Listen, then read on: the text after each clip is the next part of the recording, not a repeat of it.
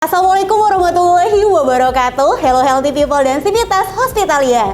Kembali lagi dalam program Rehat, Ruang Sehat bersama saya Nova Fitria dalam channel kita yang informatif, edukatif, dan inovatif. Beli parfum karena wangi, dipakai pas mau camping lagi. Healthy people yang saya sayangi, yuk kita sharing lagi. Baik, Healthy People dan Civitas Hospitalia dalam rangka World Pneumonia Day tanggal 12 November 2022 kita akan sharing mengenai pneumonia affect everyone. Dan telah hadir bersama kita saat ini dokter spesialis anak dari RSUD Provinsi Nusa Tenggara Barat. Beliau lulusan Universitas Udayana dan merupakan salah satu dokter spesialis anak konsultan respirologi anak. Baik, kita sapa dulu Bu Dr. Sang Ayu Kompiang Indriani, spesialis anak, konsultan respirologi, magister kesehatan. Ya, semoga healthy people di rumah dalam keadaan sehat walafiat karena sekarang cuacanya lebih mendung dan banyak batuk pilek nih dokter ya. Iya, betul. Ya. Dan langsung saja Bu Dokter, hari ini kita akan membahas mengenai pneumonia pada anak nih dok. Dan pneumonia ini merupakan penyebab kematian balita terbanyak di dunia. Menurut data UNICEF menyebutkan bahwa di seluruh dunia setiap tahunnya pneumonia menyebabkan 1,3 juta anak meninggal dunia dan setiap 1 detik anak meninggal karena pneumonia. Bagaimana nih dok? Datanya cukup tinggi. Iya, betul. Dan apa sih sebenarnya pneumonia itu? Apakah sama dengan paru-paru basah dok? Ya, betul sekali. Ini pneumonia nih karena kita sekalian bulan November ini kita memang ada Hari Pneumonia Dunia ya. Jadi Bu Dokter, untuk mengingatkan kembali kepada para healthy people dan semua yang kebetulan menyaksikan kali ini tuh gimana sih pneumonia itu gitu. Dia bisa ngenain semua. Makanya affect everyone gitu. Cuman kali ini saya akan membahas yang anak aja gitu ya. Karena kebetulan saya dokter anak. Jadi saya bahas anak aja. Nah, memang pneumonia ini merupakan masalah dari dulu dan sampai sekarang memang masih menjadi masalah ya. Apalagi sejak kita masuk ke pandemi gitu ya. Pandemi Covid dia juga nyerangnya bagian yang sama tuh di saluran pernafasan dan paru-paru gitu. Terus apa sih pneumonia kan gitu ya? Apa pneumonia? Sebetulnya pneumonia itu adalah radang yang terjadi pada paru-paru gitu. Jadi organ pernafasan kita tuh paru-paru mengalami radang. Ya, mengalami radang akibat apa? Akibat adanya infeksi gitu ya. Nah, infeksi itulah yang mengenai si paru-paru tadi sehingga nanti akan menimbulkan gejala-gejala yang dibilang gejala pneumonia. Kalau zaman dulu memang orang dulu tuh bilangnya paru-paru basah karena memang dalam proses radang yang ada di paru-paru itu paru-parunya berisi cairan. Nah, itulah mungkin yang kalau orang awam zaman dulu tuh bilangnya paru-paru basah. Ya. Berarti kalau istilah waktu zaman dulu bahwa pneumonia sudah ada sejak dulu gitu dok ya. Baru fenomena lagi ketika Covid kemarin, tapi dikenal dengan pneumonia. Dulunya orang kenalnya mungkin paru-paru basah. Jadi pneumonia paru-paru basah itu sama gitu dok ya. Cuman penyebabnya mungkin yang berbeda. Dulu ada beberapa orang tuh yang zaman dulu tuh bilang paru-paru basah tuh dikaitkan dengan TBC misalnya. Padahal pneumonia itu penyebabnya bukan hanya TBC, tapi ada kuman-kuman lain juga dan yang baru sekarang kan COVID. Iya, COVID-19. Nah, dan untuk tanda dan gejalanya sendiri dok bagaimana? Apakah pasien dengan batuk pilek itu sudah masuk pneumonia dan apa yang membedakan dengan batuk berdahak biasa atau batuk rejan antara pneumonia dan batuk rejan dan pneumonia dengan batuk berdahak biasa itu gejalanya bagaimana dok?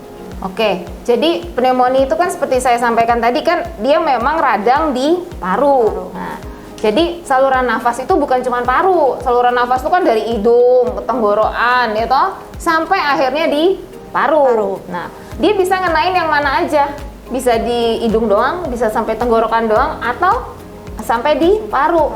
Gejala awal sama, tentu saja infeksi yang sampai di paru itu pun juga lewat sana kan, nggak tiba-tiba aja mencolok langsung di paru-paru. Sehingga gejala awalnya akan mirip seperti kayak ada batuk, ada demam, bisa beberapa disertai pilek juga gitu, nggak cuma batuk tapi yang dominan adalah batuk, demam, dan tentu saja gejala umum karena ada sesuatu yang masuk ke dalam tubuh, misalnya lesu, nafsu makan menurun, anak yang biasanya aktif jadi tidak aktif, itu gejala awal. Tapi kalau sudah dia gejalanya udah si tambah berat gitu ya, itu akan muncul jadi kayak nafas cepat, kayak orang terengah-engah gitu ya. Terus ada tarikan dinding dada. Tarikan dinding dada tuh jadi kalau dia nafas tuh dadanya ketarik ke dalam misalnya. Atau bahkan sampai bibirnya biru, kaki tangannya biru karena dia kekurangan oksigen. Itu yang pneumonia yang berat gitu. Terus ngebedain sama batuk pilek yang lain. Nah, tentu saja kalau di tahap awal agak susah. Tapi kalau di tahap yang lanjut, maksudnya pneumonia berat, itu kan udah yang tadi itu kan ya. Jadi kalau udah sampai di situ berarti pneumonia berat tuh. Jadi waktu awal makanya kita bilang, kalau anak Anda batuk pilek misalnya 3 kali 24 jam gitu, 3 hari nggak baik gitu, tolong deh berkonsultasi ke dokter untuk memastikan apakah ini memang batuk pilek yang memang mengarah ke pneumonia atau tidak gitu. Iya. Ya. Baik Bu Dokter, berarti ketika sudah ada keluhan anak 3 hari batuk pilek, itu orang tua di rumah udah harus waspada nih. Anak saya ini batuk biasa atau sudah masuk pneumonia, seperti itu biar cepat segera ditanganin. Nah, selanjutnya Bu Dokter, apa sih penyebabnya dari pneumonia ini pada anak? Apakah orang tua perokok, apakah lingkungan itu masuk atau bagaimana Bu Dokter? Oke, yang jelas kalau kita katakan penyebab berarti yang dia harus ada ya, yang harus ada sampai bikin si paru-paru itu radang. Penyebabnya adalah tentu saja kuman ya. Kuman itu bisa bakteri, bisa virus, bisa jamur, bisa gabungan, nggak cuma satu, bisa bakteri plus virus gitu. Kalau yang sekarang itu misalnya kayak sekarang COVID misalnya, tapi nggak semua pneumonia karena COVID, bisa aja karena bakteri yang lain, bisa juga karena virus yang lain gitu ya. Itu penyebabnya. Tapi kalau dia mengenai seorang anak masuk ke saluran nafas anak, itu kan tidak semua jadi pneumonia. Ada yang jadi pneumonia, ada yang tidak. Kenapa? Bisa beda gitu. Ini ada 2 anak kok, yang satu masuk virus yang sama, yang satu virus yang sama juga kok enggak, yang satu nggak pneumonia, yang satu pneumonia gitu. Nah, itulah ada faktor lingkungan di sekitarnya ya, dan hal-hal tertentu yang membuat dia jadi parah, jadi pneumonia jadinya. Apa itu ya? Itu tadi tuh polusi, asap rokok, tidak imunisasi gitu ya, gizinya jelek gitu ya.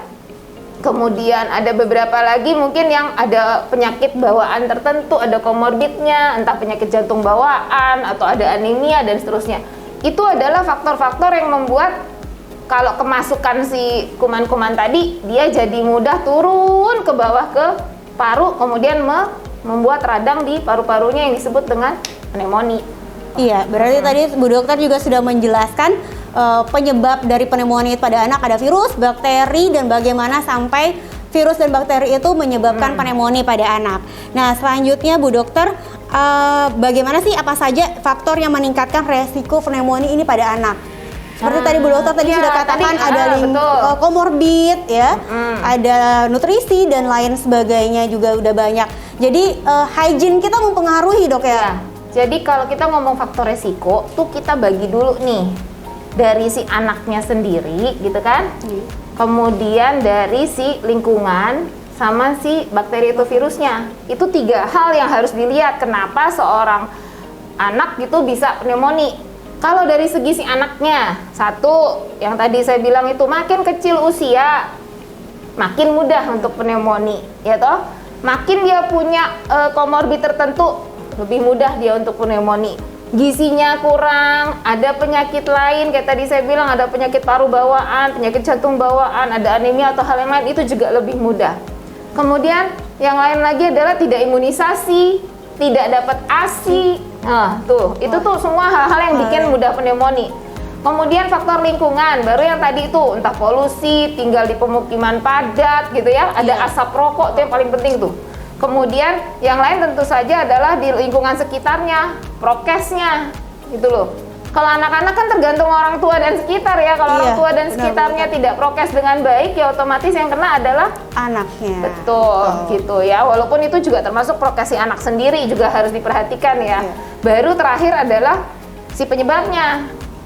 Virus sama bakteri itu macam-macam. Ada yang jahat banget, ada yang setengah jahat, ada yang agak ringan. Itu juga.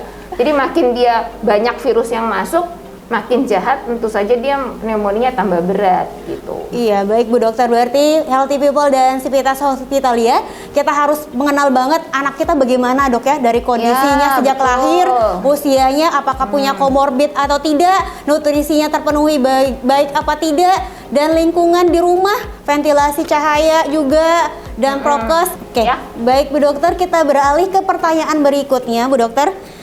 Kapan sih sebenarnya seorang anak dengan gejala pneumonia ini perlu dibawa ke rumah sakit dan ke dokter? Karena biasanya kita ketemui pasien sudah biru, udah sesak berat, baru dibawa ke rumah sakit. Nah, seharusnya kapan sih keluarga atau orang tua Healthy People di rumah sadar anak ini sudah perlu dibawa ke rumah sakit, udah perlu periksa dokter apa tidak? Ya, itu penting banget ya Healthy People ya. Jadi sebetulnya ada beberapa hal yang kita minta orang tua juga mampu untuk mengenali si anak ini nih udah dalam kondisi gimana gitu ya. Yang jelas pertama yang paling tahu tentang anak itu pasti bapak dan ibunya ya. Healthy People tuh pasti lebih tahu gitu loh.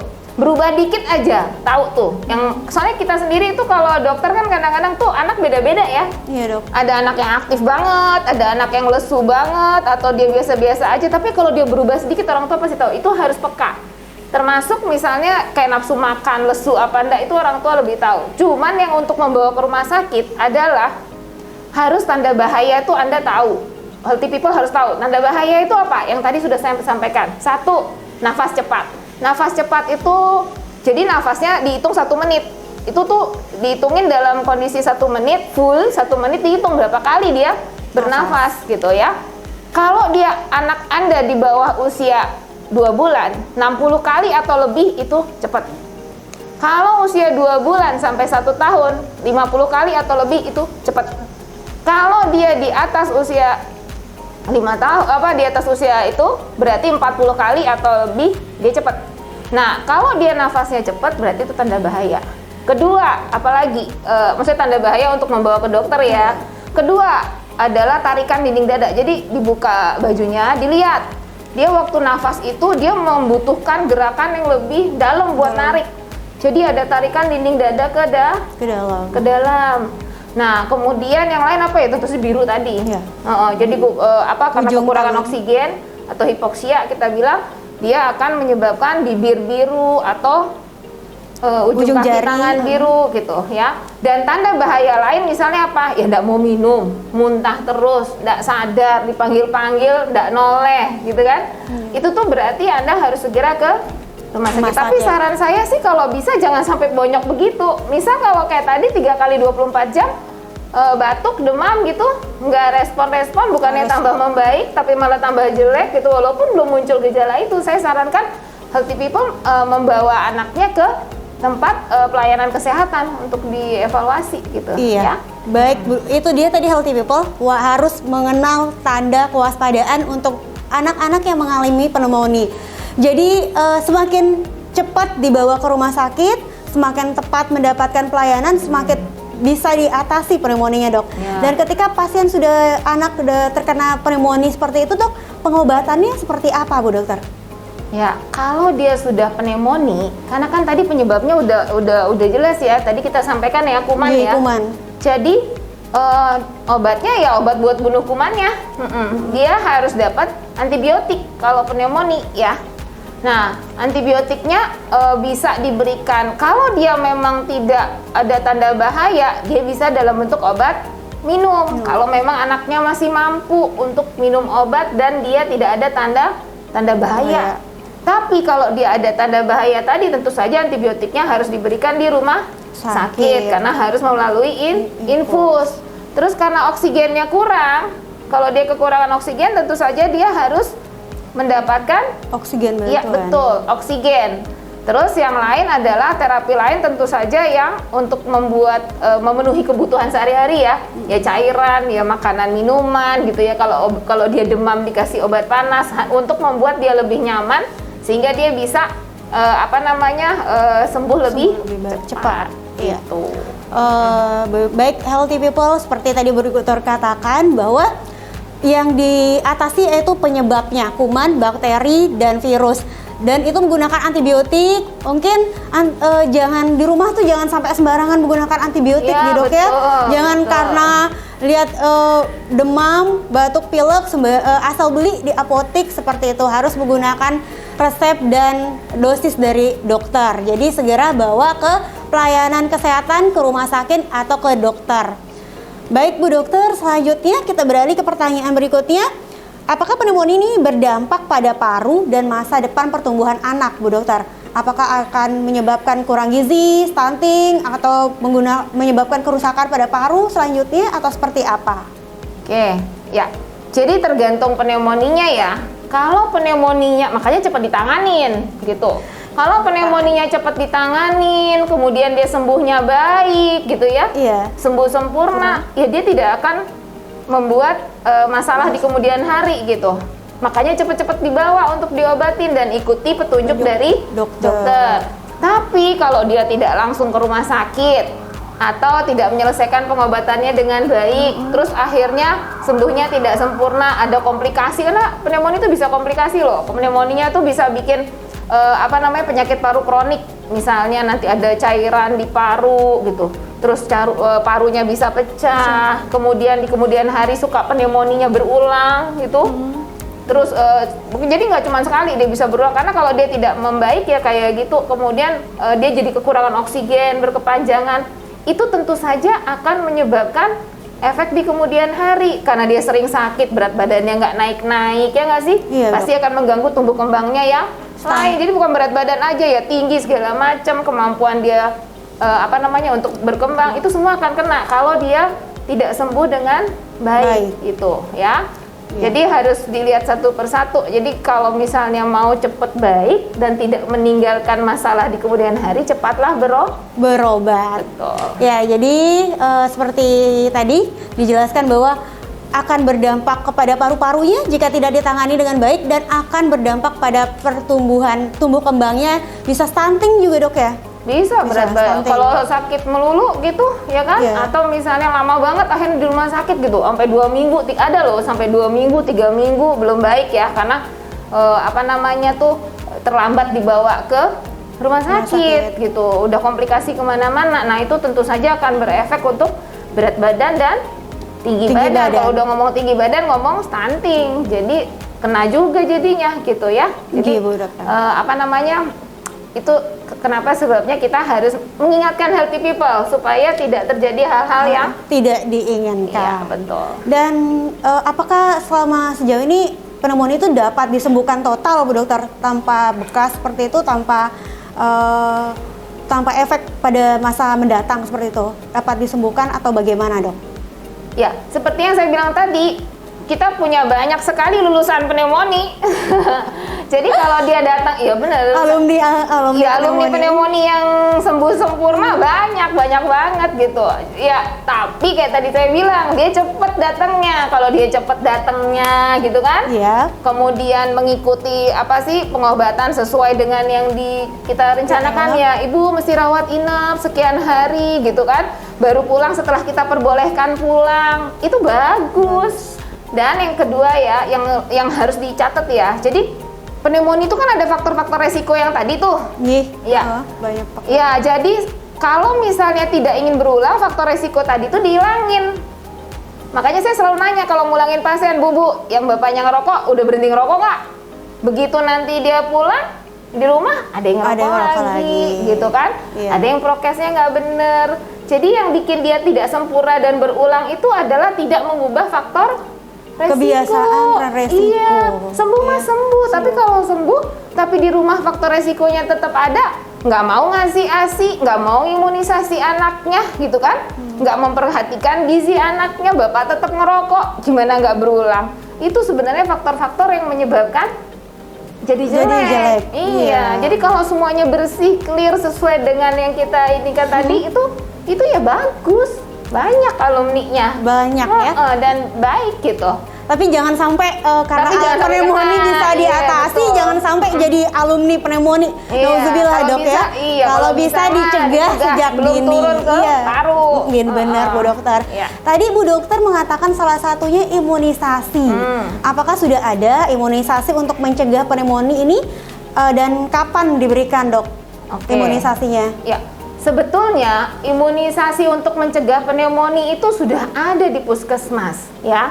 Jadi pneumonia itu pada anak ya, itu paling banyak penyebabnya bakteri yang dua ini, yaitu Streptococcus pneumoniae sama Haemophilus influenza B. Itu paling banyak, walaupun sekarang ada si COVID juga ya, tapi dua ini paling banyak. Dan itu vaksinnya udah ada dari zaman dulu gitu, dan ada tuh di mana namanya, di puskesmas. Misalnya dia ada di baru waktu Anda imunisasi DPT, itu ada di dalam DPT ada difteri, pertussis, tetanus, HIB. Nah, HIB yang satu pack dengan si DPT itu, HIB, Haemophilus influenza B, itu juga penyebab pneumonia paling sering. Itu kan dikasih di 2 bulan, 3 bulan, 4 bulan, sama di 18 bulan gitu. Sama sekarang yang pneumococcus juga dikasih tuh sampai CPV. puskesmas, PCV. Oh, yes. 2 bulan, 3 bulan, dan 12 bulan. 12 bulan. Nah, jadi lengkapilah imunisasi anak Anda.